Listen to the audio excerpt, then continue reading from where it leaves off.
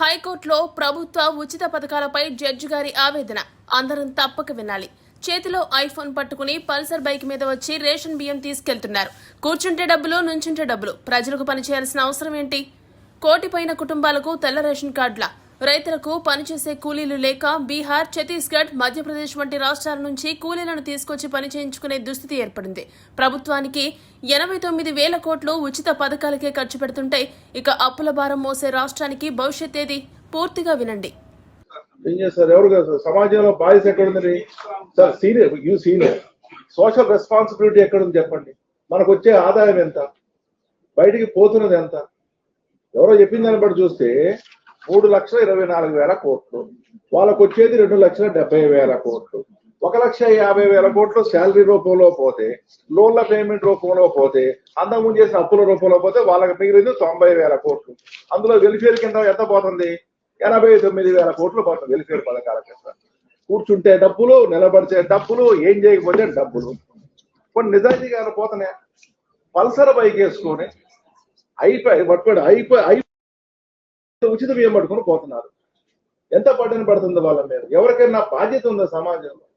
చెప్తే బ్లేమింగ్ ఎవరికైనా, మనందరం కూడా, నేను ఆ పౌరుడే కాబట్టి ఎన్ని అనవసరమైన ఉచిత పథకాలు ఇవ్వాల్సిందే. మరి ఎంతమంది అనవసరంగా తీసుకుంటారు చెప్పండి. ఆ రైతు బంధు పథకం ఉంది, కోటీశ్వరులు కూడా రైతు బంధు ఇవ్వట్లేదా? ఎంత బడ్డని పడుతుంది రాష్ట్రం మీద? ఈ భవిష్యత్తు పిల్లలకి ఏం మిగులుతుంది రేపొద్దున? ఏ ప్రభుత్వం వచ్చినా ఏం చేయగలుగుద్ది? ఒకప్పుడు ఏంది, ఈ దేశానికి మనం ఏమి ఇచ్చాం అనుకునే వాళ్ళం. ఇప్పుడు ఈ దేశం మనకేమిచ్చింది? ఒకప్పుడు ఏముంది, మన ఊరికి ఏమి ఇచ్చారు, లేకపోతే మన గ్రామానికి ఏమి ఇచ్చారు, లేకపోతే మన వీధికి ఏమి అడిగారు. ఇప్పుడు ఏంటి, ఇంటికి వచ్చింది, మన ఇంటికి ఏమి ఇచ్చారు, నాకేమి ఇచ్చారు. ప్రజల టెండెన్సీ చూడండి, ప్రజలు నాకేమిచ్చారు, ఈ దేశం నాకేమిచ్చింది. ఒకప్పుడు ఏముంది, గాంధీ గారిను, నెహ్రూ గారిను చూసి మిగతా వాళ్ళని చూసినప్పుడు, ప్రకాశం పంతులు గారిను, లేకపోతే అందరూ ఏమనుకున్నారు, ఈ దేశానికి నేను ఏదైనా ఇవ్వాలి, ఈ దేశంలో నేను పుట్టినందుకని అనుకున్నాను. ఇప్పుడేంటి, ఈ దేశం నాకేం ఇచ్చింది? ఇన్ని ఉచిత పథకాల ఏమన్నా ఒక్క తెల్ల కార్డు తీసేయగలరా?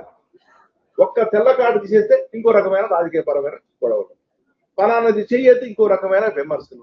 ఆఫీసర్లు ఏం చేస్తారు? 3,000, 4,000 కేసులు ఆయన మీద ఉన్నాయి. నేను చూశాను, మొత్తం కూడా చూస్తే ఈ జీవితకాలం పాటు ఆయన జైల్లోనే ఉంచాలి. ఈ లెక్కన ఆ సెక్రటరీ గారు పోస్ట్ లో ఉన్నందుకు పాపం ఇక ఆయన లైఫ్ అంతా ఎక్కడున్నారంటే ఇంట్లో జైల్లో ఉంచాలి. జైల్లో ఉంచి అక్కడి నుంచే పని చేయించాలి. ఏం చేస్తారు చెప్పండి? చాలా ప్రాక్టికల్ గా చాలా డిఫికల్ట్ అయిపోతుంది.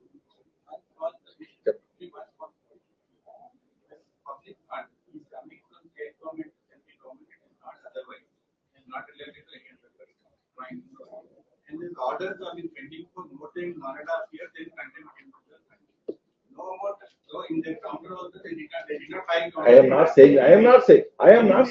am not saying about this particular case. The difficulty of the state. నా ముందే దాదాపు 100కు పైగా కేసులు పెండింగ్ లో ఉన్నాయి. ఏం చేస్తారు ఇప్పుడు? మీరు ఫైనాన్స్ సెక్రటరీ, మీరు ఏం చేయరు? ఇప్పుడు మీరు నిలబడాల్సింది ఇక్కడ. ఏం చేస్తారు? ఏ ఆఫీసర్ మీద? రేపు మీరు ముఖ్యమంత్రి అయినా ఏం చేయలేరు. ఏం చేస్తారు? రేపు మీరు ముఖ్యమంత్రి అయినా ఏం చేయరు. ఈ హుసేన్ ముఖ్యమంత్రి అయినా ఏం చేయలేడు. పైసలే గ్రామాల్లోకి పోతే అనకూడదండి. ఐఎమ్ సారీ, నేను నాది రాజకీయ పరమైన ఉపన్యాసం అనుకోదు. గ్రామాల్లోకి పోతే రైతులు ఏడుస్తున్నారండి, పనికి ఎవరు రావట్లేదు. నేను కూడా రైతులేం కదా, ఎవరు రావట్లేదు పనికి. నేను విమర్శించట్లేదు, నేను ఎవరినేది విమర్శించట్లేదు, ఎవరు రావట్లేదండి. మనకు వచ్చేది ఎవరు? ఛత్తీస్గఢ్ నుంచి, మధ్యప్రదేశ్ నుంచి, లేదా మహారాష్ట్ర నుంచి, బీహార్ నుంచి కూలీలు వస్తారు. మన వాళ్ళు ఎవరు పని చేయట్లేదు చెప్పండి. ఎవ్వరూ చేయట్లేదు. అమర్ సేన్ ఏం చెప్పారు? పని చేయించాలని ఏం చేయాలి? ముందు గొయ్యి తీయించు, డబ్బులు ఇవ్వు, రేపు మన పిలిపించి గొయ్యి కూడిపించు. పని కల్చర్ మర్చిపోయారు కదా.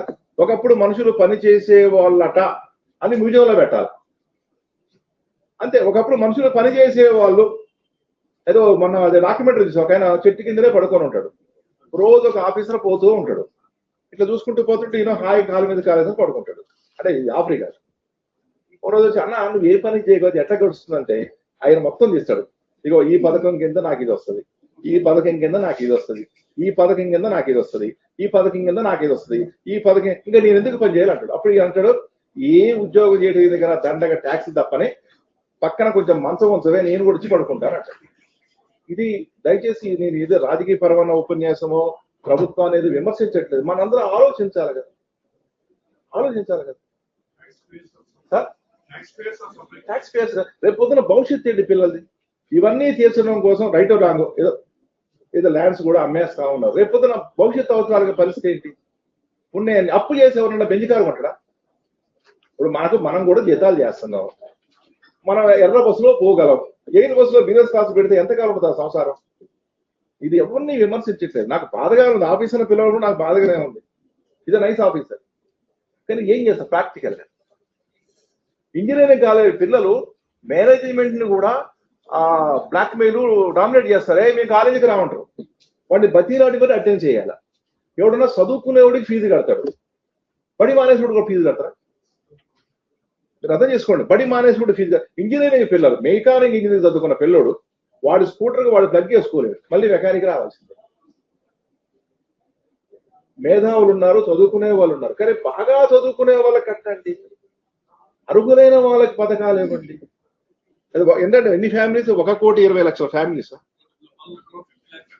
1 crore 90 lakhs పీపుల్ కి 1 crore 9 lakhs పీపుల్ కానీ ఉచిత పథకాల బెనిఫిషియర్స్ ఎంతమంది ఉన్నారు ఇప్పుడు? 1 crore ఉన్నారా? 1 crore ఫ్యామిలీస్ 1 crore 50 lakhs అనుకోండి. పథకాలు ఎంతమందికి పోతున్నాయి?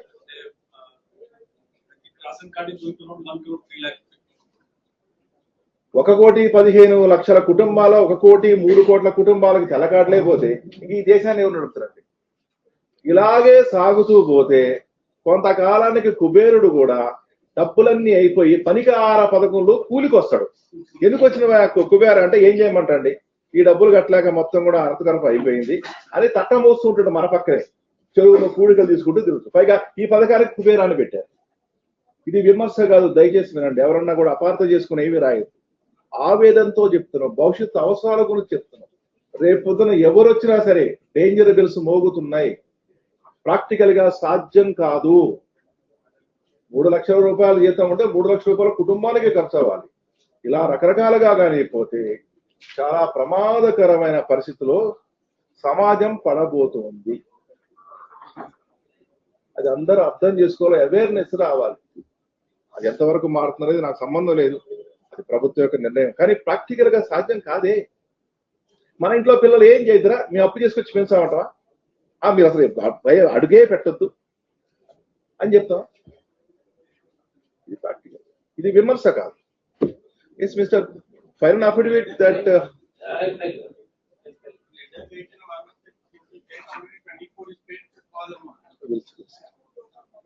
how much amount was paid on 13/5/2026, sir? Yes, sir. This is proceedings. Kindly go through this.